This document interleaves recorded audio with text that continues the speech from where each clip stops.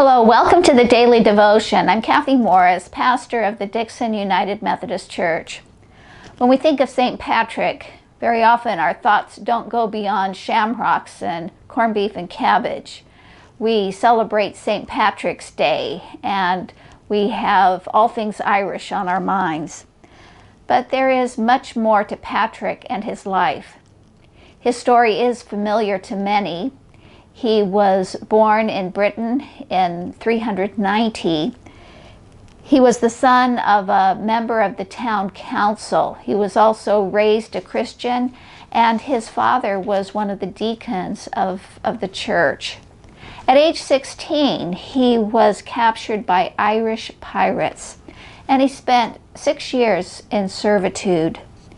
During this time, Patrick learned to rely upon God to sustain him through the ordeal.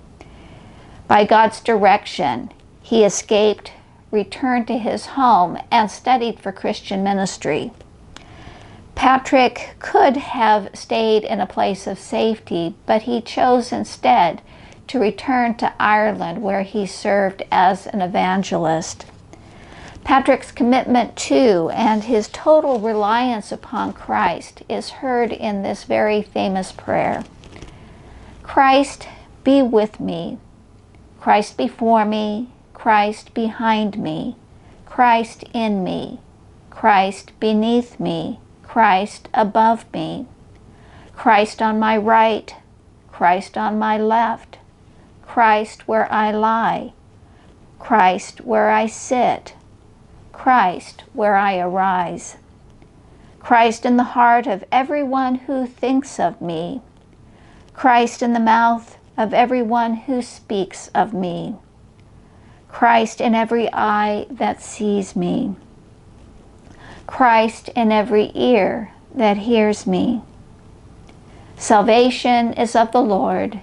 Salvation is of the Lord. Salvation is of the Christ. May your salvation, O Lord, be ever with us. Patrick understood and lived his life by the words of Jesus that we hear in our Bible reading for today.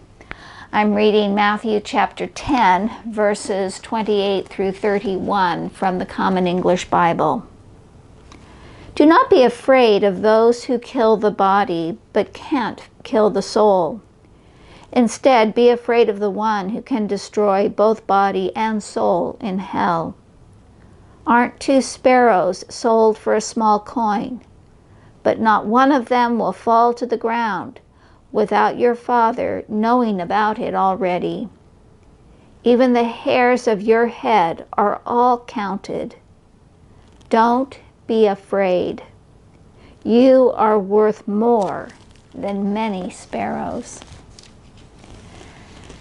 Patrick understood that his life was lived within the protective care of God's love given to us in the grace of Jesus Christ. As a prayer exercise, take a cross.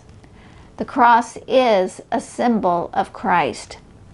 And then, for each of the places mentioned in Patrick's prayer, place the cross there.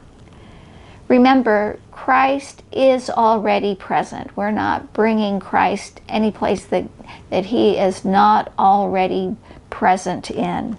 But the cross will help us to see and to remember what is true all the time.